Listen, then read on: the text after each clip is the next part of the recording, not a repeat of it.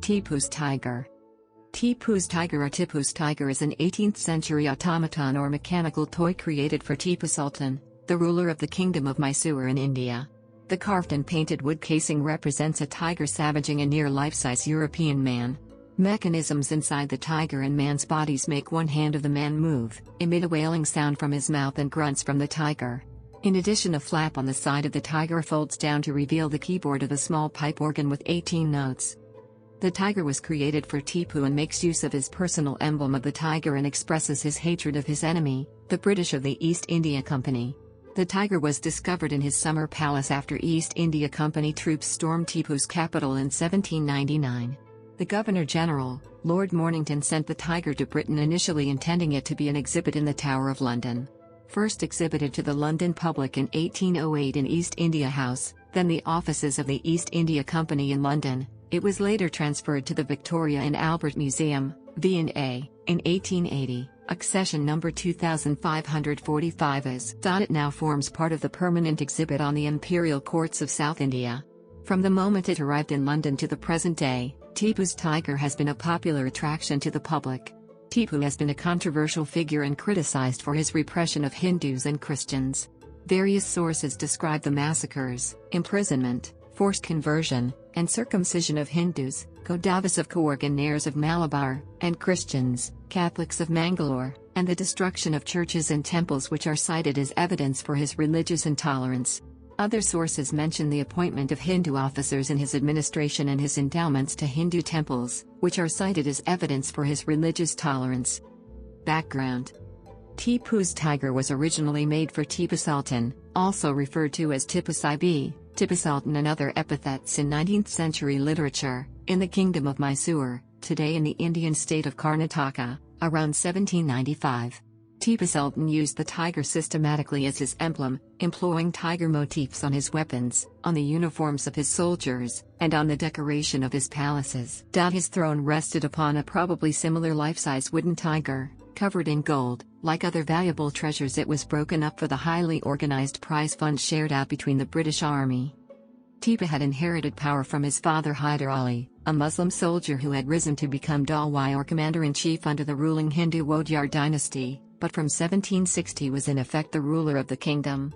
Hyder, after initially trying to ally with the British against the Marathas, had later become their firm enemy, as they represented the most effective obstacle to his expansion of his kingdom, and Tipu grew up with violently anti-British feelings. The tiger formed part of a specific group of large caricature images commissioned by Tipu showing European, often specifically British, figures being attacked by tigers or elephants, or being executed, tortured and humiliated and attacked in other ways. Many of these were painted by Tipu's orders on the external walls of houses in the main streets of Tipu's capital, Seringapatam. Tipu was in close cooperation with the French, who were at war with Britain and still had a presence in South India, and some of the French craftsmen who visited Tipu's court probably contributed to the internal works of the tiger.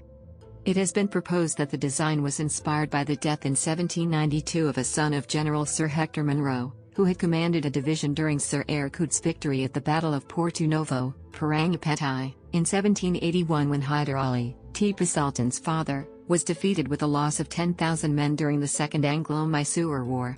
Hector Sutherland Munro, a 17-year-old East India Company cadet on his way to Madras, was attacked and killed by a tiger on December 22, 1792 while hunting with several companions on Sagar Island in the Bay of Bengal, still one of the last refuges of the Bengal tiger. However, a similar scene was depicted on a silver mount on a gun made for Tipu and dated 1787-88, 5 years before the incident. Description: Tipu's tiger is notable as an example of early musical automata from India, and also for the fact that it was especially constructed for Tipu Sultan. With overall dimensions for the object of 71.2 cm, 28.0 in high and 172 cm, 68 in long, the man at least is close to life size. The painted wooden shell forming both figures likely draws upon South Indian traditions of Hindu religious sculpture. It is typically about half an inch thick, and now much reinforced on the inside following bomb damage in World War II. There are many openings at the head end, formed to match the pattern of the inner part of the painted tiger stripes, which allow the sounds from the pipes within to be heard better, and the tiger is obviously male. The top part of the tiger's body can be lifted off to inspect the mechanics by removing 4 screws. The construction of the human figure is similar, but the wood is much thicker. Examination and analysis by the V&A Conservation Department has determined that much of the current paint has been restored or overpainted.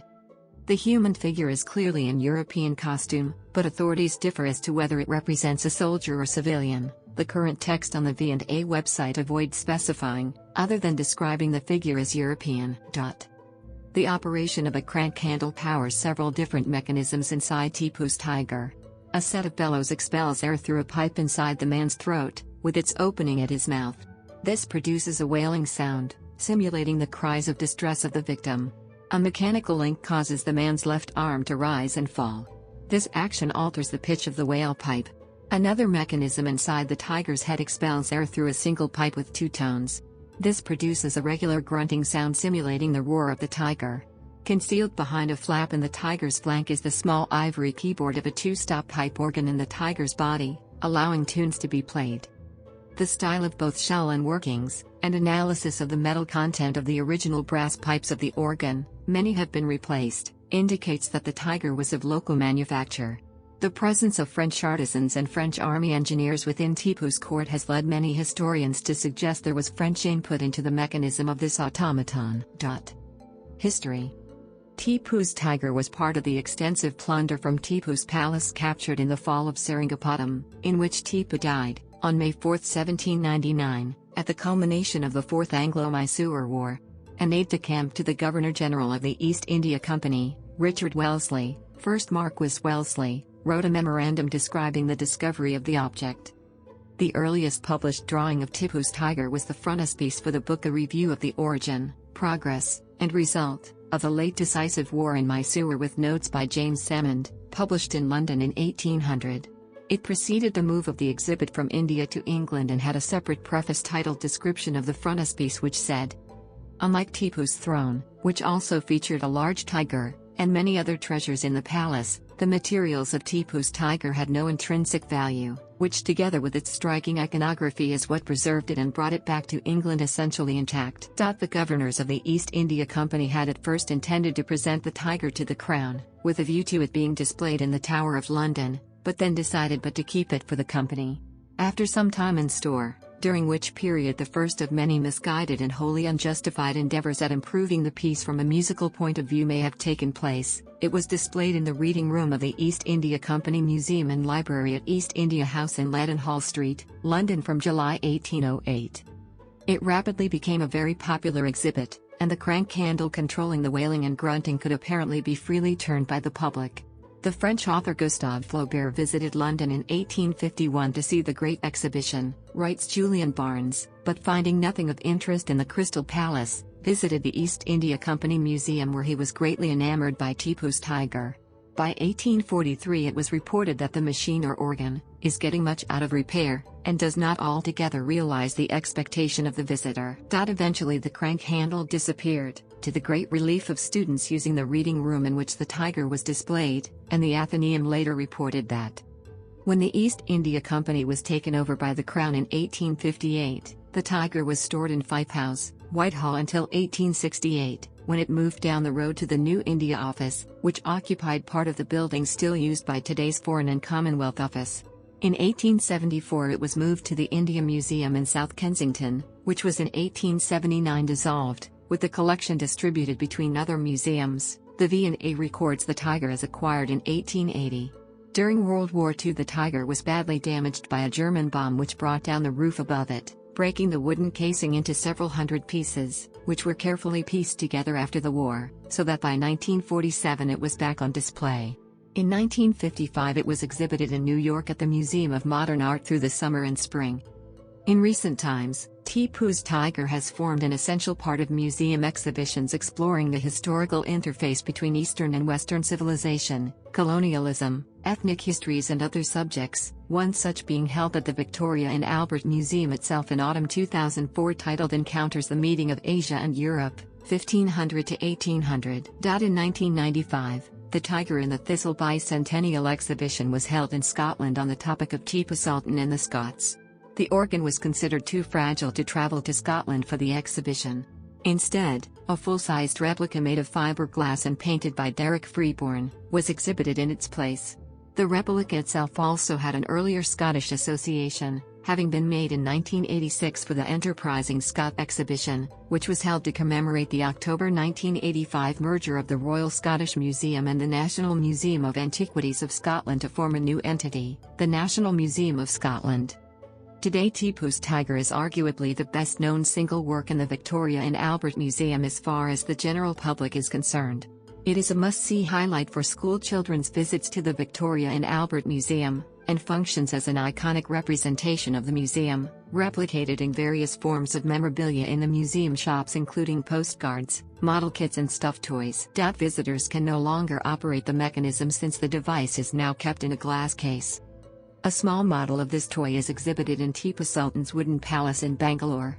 Although other items associated with Tipu, including his sword, have recently been purchased and brought back to India by billionaire Vijay Mallya, Tipu's tiger has not itself been the subject of an official repatriation request, presumably due to the ambiguity underlying Tipu's image in the eyes of Indians, his being an object of loathing in the eyes of some Indians while considered a hero by others. 181.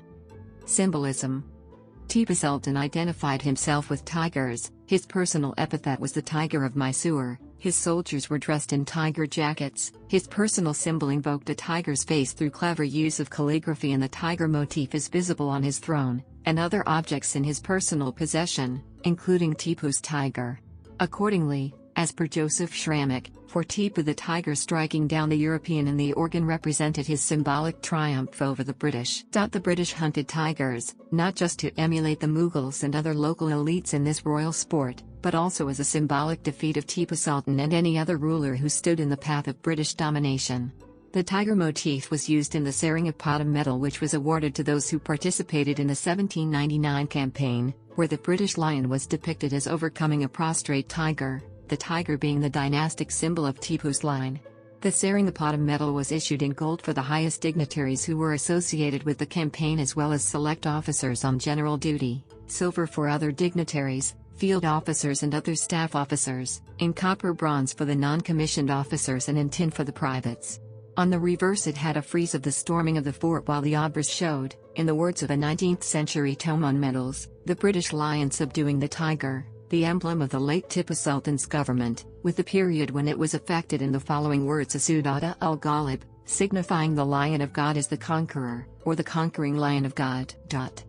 In this manner, the iconography of this automaton was adopted and overturned by the British. 149 When Tipu's tiger was displayed in London in the 19th century, British viewers of the time characterized the tiger as a trophy and symbolic justification of British colonial rule. Tipu's tiger, along with other trophies such as Tipu's sword, the throne of Ranjit Singh, Tanya Tope's kurta and Nana Sahib's beetle box, which was made of brass, were all displayed as memorabilia of the mutiny. In one interpretation, the display of Tipu's tiger in South Kensington served to remind the visitor of the noblesse oblige of the British Empire to bring civilization to the barbaric lands of which Tipu was king. Tipu's tiger is also notable as a literal image of a tiger killing a European, an important symbol in England at the time, and from about 1820 the death of Monroe became one of the scenes in the repertoire of Staffordshire pottery figurines. Tiger hunting in the British Raj is also considered to represent not just the political subjugation of India, but in addition, the triumph over India's environment. The iconography persisted, and during the rebellion of 1857, Punch ran a political cartoon showing the Indian rebels as a tiger, attacking a victim in an identical pose to Tipu's tiger, being defeated by the British forces shown by the larger figure of a lion. It has been suggested that Tipu's tiger also contributed indirectly to the development of a popular early 20th century stereotype of China as the sleeping lion. A recent study describes how this popular stereotype actually drew on Chinese reports about the tiger. Motives for collection of articles, such as Tipu's tiger, are seen by literary historian Barrett Coulter as having a social and cultural context. The collection of Western and Indian art by Tipu Sultan is seen by Coulter as motivated by the need to display his wealth and legitimize his authority over his subjects who were predominantly Hindu and did not share his religion, viz. Islam. In the case of the East India Company, collection of documents, artifacts and objets d'art from India helped develop the idea of a subjugated Indian populace in the minds of the British people, The thought being that the possession of such objects of a culture represented understanding of, dominance over, and mastery of that culture. As a musical instrument in a detailed study published in 1987 of the tiger's musical and noise-making functions, Arthur W. J. G. Hume concluded that since coming to Britain, the instrument has been ruthlessly reworked, and in doing so much of its original operating principles have been destroyed. There are two ranks of pipes in the organ, as opposed to the wailing and grunting functions, each comprising 18 notes, are nominally of 4 feet pitch and are unisons, i.e. corresponding pipes in each register make sounds of the same musical pitch. This is an unusual layout for a pipe organ, although while selecting the two stops together results in more sound, there is also detectable a slight beat between the pipes, so creating a celeste effect. It is considered likely that as so much work has been done, this characteristic may be more an accident of tuning than an intentional feature. The tiger's grunt is made by a single pipe in the tiger's head, and the man's wail by a single pipe emerging at his mouth and connected to separate bellows located in the man's chest, where they can be accessed by unbolting and lifting off the tiger. The grunt operates by cogs gradually raising the weighted grunt pipe until it reaches a point where it slips down to fall against its fixed lower board or reservoir, discharging the air to form the grunting sound. Today all the sound-making functions rely on the crank handle to power them, though Hume believes this was not originally the case. Works on the noise-making functions included those made over several decades by the famous organ-building firm Henry Willis & Sons, and Henry Willis III, who worked on the tiger in the 1950s, contributed an account to a monograph by Mildred Archer of the V&A. Hume is generally ready to exempt Willis' work from his scathing comments on other drastic restorations, which vandalism is assumed to be by unknown earlier organ builders. There was a detailed account of the sound-making functions in the Penny magazine in 1835, whose anonymous author evidently understood things mechanical and organs in particular. From this and Hume's own investigations, he concluded that the original operation of the man's wail had been intermittent, with a wail only being produced after every dozen or so grunts from the tiger above, but that at some date after 1835 the mechanism had been altered to make the wail continuous, and that the bellows for the wail had been replaced with smaller and weaker ones, and the operation of the moving arm altered. Puzzling features of the present instrument include the placing of the handle, which when turned is likely to obstruct a player of the keyboard. Hume, using the 1835 account, concludes that originally the handle, which is a 19th-century British replacement, probably of a French original, only operated the grunt and wail, while the organ was operated by pulling a string or cord to work the original bellows, now replaced. The keyboard, which is largely original, is unique in construction, with square ivory buttons with round lead turntops instead of conventional keys. Though the mechanical functioning of each button is practical and convenient, they are spaced such that it is almost impossible to stretch the hand to play an octave. The buttons are marked with small black spots, differently placed but forming no apparent pattern in relation to the notes produced and corresponding to no known system of marking keys. The two stop control knobs for the organ are located, rather confusingly, a little below the tiger's testicles. The instrument is now rarely played, but there is a V&A video of a recent performance. Derivative works. Tipu's tiger has provided inspiration to poets, sculptors, artists and others from the 19th century to the present day. The poet John Keats saw Tipu's tiger at the museum in Leadenhall Street and worked it into his satirical verse of 1819, The Cap and Bells. In the poem, a soothsayer visits the court of the Emperor Elphanan. He hears a strange noise and thinks the emperor is snoring. The French poet, Auguste Barbier, described the tiger and its workings and meditated on its meaning in his poem, Le Joujou du Sultan, The Plaything of the Sultan, published in 1837. More recently, the American modernist poet, Marianne Moore wrote in her 1967 poem Tipu's Tiger about the workings of the automaton, though in fact the tail was never movable. Die Seal, The Souls, a work by painter Jean Bellet, 1913–2009, shows an angel trumpeting over a flower garden while a tiger devours a uniformed French soldier. The Indian painter M.F. Hussain painted Tipu's tiger in his characteristic style in 1986, titling the work as Tipu Sultan's Tiger. The sculptor drew the mystery when a student at the Royal College of Art, adjacent to the Victoria and Albert Museum, frequently passed Tipu's tiger in its glass case and was inspired to make a fiberglass and plastic sculpture Tipu in 1986. The sculpture Rabbit-Eating Astronaut, 2004, by the artist Bill Reed is a humorous homage to the tiger, the rabbit chomping when its tail is cranked round her, the rabbit chomping when its tail is cranked round her. The rabbit chomping when its tail is cranked round.